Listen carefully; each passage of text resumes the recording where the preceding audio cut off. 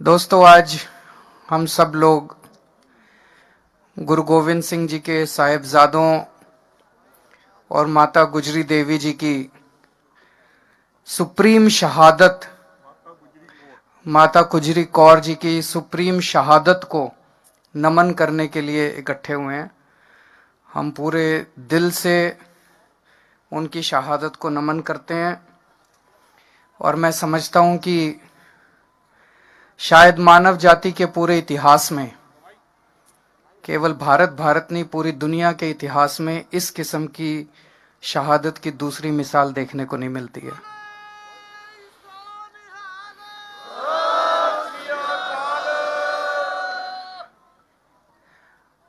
आज हमारे देश के किसान दिल्ली के बॉर्डर पे यहां पे आए हुए हैं। देश का किसान आज बहुत दुखी है। देश के किसान पे मुसीबत आई हुई है। इस टाइम हम लोगों को भी कितनी सर्दी लग रही है। एक जैकेट पहन रखी है, एक स्वेटर पहन रखा है, अंदर इनर पहन रखा है, मफलर पहन रखा है। आप सोचो, रात को जब इतनी ठंड हो जाती है, खुले आसमान के नीचे सड़क के ऊपर हमारे किसान भाई, माताएं, बच्चे पिछले 32 दिनों से सोने को मजबूर हैं। आखिर क्यों? सोच सोच के भी दिल कांप उठता है। 40 से ज्यादा लोगों की शहादत हो चुकी है यहां पे। आज इस मंच के जरिए इतने पवित्र स्थान पे, इतने पवित्र मौके पे मैं हाथ जोड़ के केंद्र सरकार से अपील करता हूं। ये अपने ही लोग हैं, हमारे ही लोग हैं, हमारे भाई हैं, हमारी बहनें हैं, हमारे बुजुर्ग हैं। ये अपने ही देश के लोग हैं। इनकी बातें सुन के, इनकी मांगें पूरी करके वो तीनों कानून वापस ले लो और इन लोगों के संघर्ष को यहीं खत्म करो। अब और कितनी शहादत लेना चाहते हो आप? पता नहीं किस किस तरह की बातें की जा रही हैं।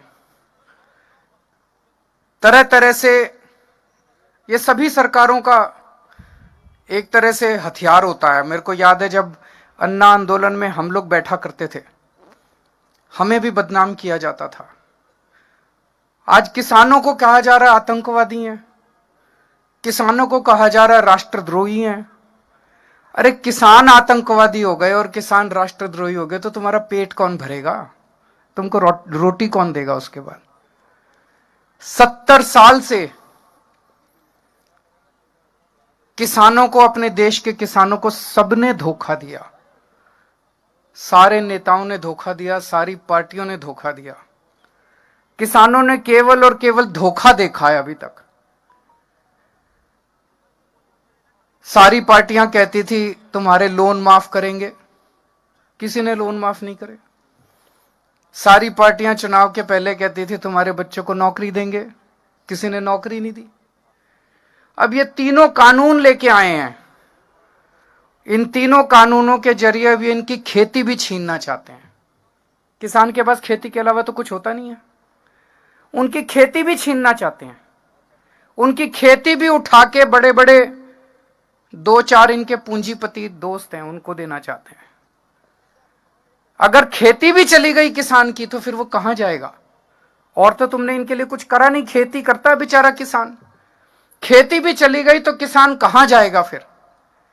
तो जितने किसान, आप सोच के देखो, इतनी ठंड में अपने घर के बुजुर्गों को और बच्चों को लेके जितने किसान बैठे हैं, वो अपने सर्वाइवल के लिए बैठे हैं। क्योंकि अब आर पार की लड़ाई बन गई है। जब खेती भी चली जाएगी और खेती पे बड़े बड़ी कंपनियों का अधिकार हो जाएगा तो किसान के पास कुछ भी नहीं बचेगा।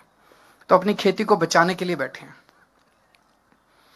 अभी केंद्र सरकार ने, इन्होंने अपने सारे बड़े बड़े नेताओं को उतार दिया मैदान में।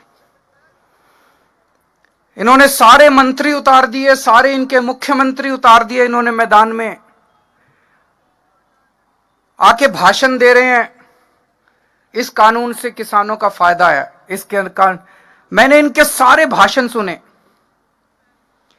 अभी तक मेरे को एक भी नेता इनका नहीं मिला जो इस कानून का एक भी किसानों को क्या फायदा होगा ये बता सके। आप भी सुन लेना गूगल पे जाके, यूट्यूब पे जाके। जितने ये बड़े बड़े नेता आते हैं सारे क्या कहते हैं? कहते हैं जी हम बताएंगे क्या फायदा होगा। बताओ जी। कहते हैं इससे आपकी जमीन नहीं जाएगी। तो ये कोई फायदा हुआ? जमीन तो है ही आज हमारे पास। इससे आपकी एमएसपी नहीं जाएगी। तो ये कोई फायदा हुआ? इससे आपकी मंडी नहीं जाएगी। यह कोई फायदा हुआ? तो फिर कानून क्यों लाए हो? कानून फाड़ के फेंक दो।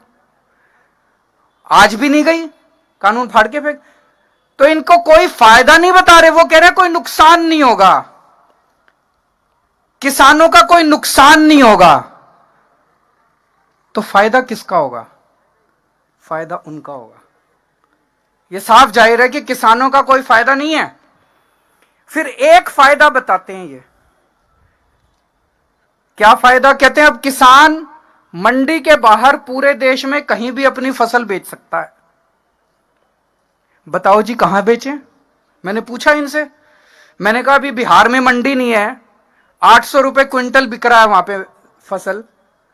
तो आप यही बता दो, 1850 एमएसपी है, 1850 से ज्यादा दाम पूरे देश में कहां बिक रहा है जहां हमारा बिहार और उत्तर प्रदेश का किसान जाके बेच ले? कोई जगह बता दो। मंडी के बाहर तो आधा दाम मिल रहा है, मंडी के बाहर तो 50% दाम भी नहीं मिल रहा। तो ये तो कोई फायदा नहीं हुआ। तो फायदा एक भी नहीं बता पा रहे ये लोग किसानों को। फायदा केवल और केवल पूंजीपतियों को है।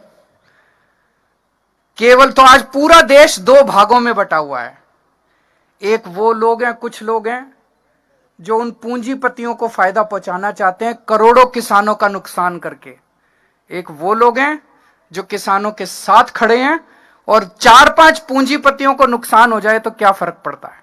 अगर करोड़ों किसानों का फायदा हो रहा है तो उसके साथ खड़ा है देश। एक ही आरोप लगा रहे हैं किसानों को गुमराह किया जा रहा है।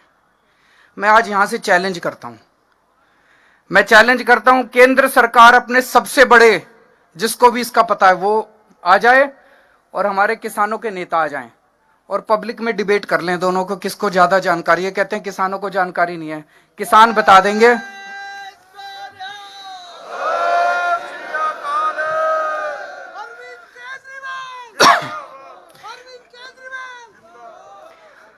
मैंने किसान जत्थेबंदियों के जितने नेता हैं, मैंने इनके भी सारे वीडियो सुने हैं। इतने शानदार तरीके से आपको संविधान समझा देते हैं। इनको सारा संविधान पता है, इनको सारा कानून पता है। मुझे पूरा यकीन है जितना इनको पता है उतना तो इनके मंत्रियों को भी नहीं पता होगा।